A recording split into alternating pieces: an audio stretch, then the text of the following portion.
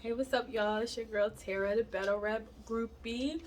Evolution 4, C3 versus 8R14. Let's talk about it. That was a fire battle. If y'all watch my top 5, then y'all know how I feel about C3 already. And I fucks with 8R14. I was glad for her return. You know what I'm saying? This was a fire battle. Um, let's get into it. So first round, 8R14, she goes first. She comes out the gate. I like her energy. All her energy is always good though. She comes out the gate swinging. She had a fire Mayday play date bar, and then she starts immediately with the name flips, the C flips. They was fire, float on C, the boy on C, buoyancy bar, that was fire. The lesser C, C minus, that bar was fire. Then she had a before Christ BC bar that was fire. It's really hard. C3 been in the game for a minute, so it's really hard to do name flips that are different and creative. But so I was fucking with what she was doing. A lot of them in different ways we heard before, but C3 been rapping so long, it's kind of too hard to avoid that. So you just gotta be extra creative. And she was, so I enjoyed it. She had his up and down. I don't know what seesaw bar. That shit was fire. So I was really fucking with her first round. But then C3 comes out the gate with a fire ass rebuttal. He's like, the host don't even know you. He introduced you as the 8R15 twice. And he did on the footage say, have to be corrected. Vig did have to be corrected. So C3 always been fire with the rebuttal. So she comes straight out with that. She comes out. She has some Game of Thrones bars. She was like, five more rounds and let it boom on you. Now it's 808s. Oh my goodness, like boom on you, 808s. Like there's people who name flip, and then there's C3.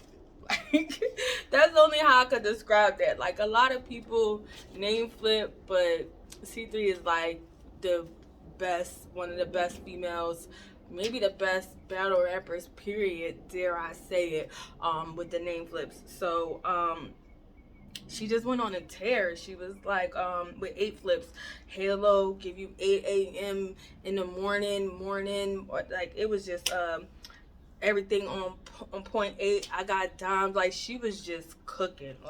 She was like a bum at a barbecue. You ain't contribute nothing, but expect to get a plate. Just fire. Just fire. So I gave C3 the first round. Oh wait, because my notes ain't even done. Like I flipped the page, and she's still cooking. She's still just cooking it up with the just flipping it up with the name flips. You know what I'm saying? Just cooking it up. Heavy. She was talking about heavy smoke, but nothing. It's nothing to roll up at 8. Like she smoked heavy. It's nothing to roll up at 8. She said, how you gonna spend more crack than the 80s baby? Like I'm an 80s baby. I get it. Like it's fire. You know what I'm saying? So yeah, I had C3 obviously winning the first round, but it was a dope from both of them. So second round, 8R comes back with some more C flips. She had celibate bars, celibate. That was dope. 8-year president. She went on this president scheme. Her the bar when she was like her pen or arrogant. She's arrogant. That was dope. But then she lost me because she started with the lies. She started talking about how you should have did such and such. The Tay Rock broke him down. See, you're supposed to break the rocks down. And I'm just looking like, but she did though.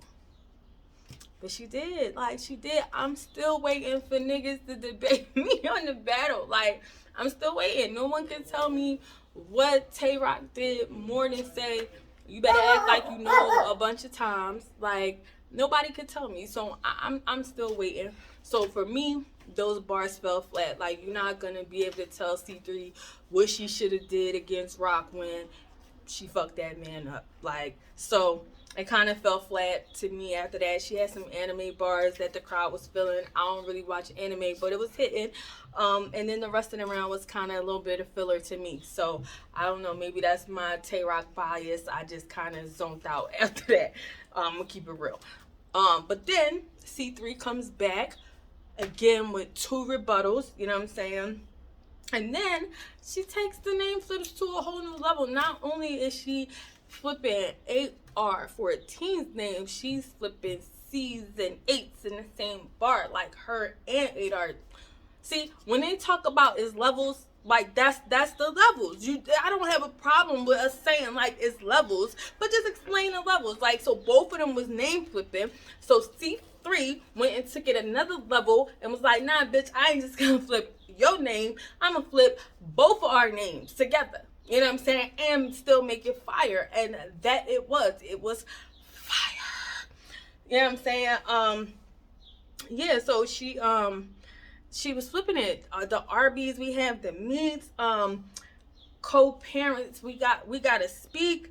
Oh my goodness. Then she went on this Black Lives Matter scheme, and then she was like talking about her clothes because Brianna and 8R name is Bree and Black Lives Matter, and ended it with half on Brianna's Taylor. Like, yo, that shit was fire. It was fire. She has some more stuff. RCA clip niggas in the VCR, like when VCR, right? Niggas in the when they in the van, when they see R, they gonna clip. Like, it was just fire. It was just fire. See, it was levels. It was 2 rounds.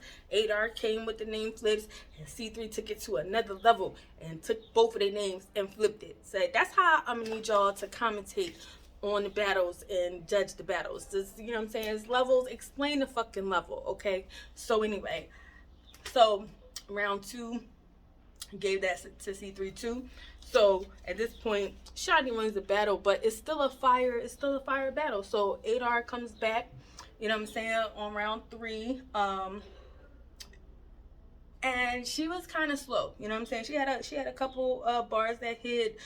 She was ready for semen and the plan B, and talking about how you get better when you on the CMOS and all that. But then the rest of the round to me was a lot of filler.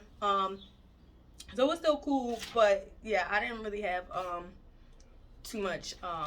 She did go on the sea island. I punch island, surrounded by sea.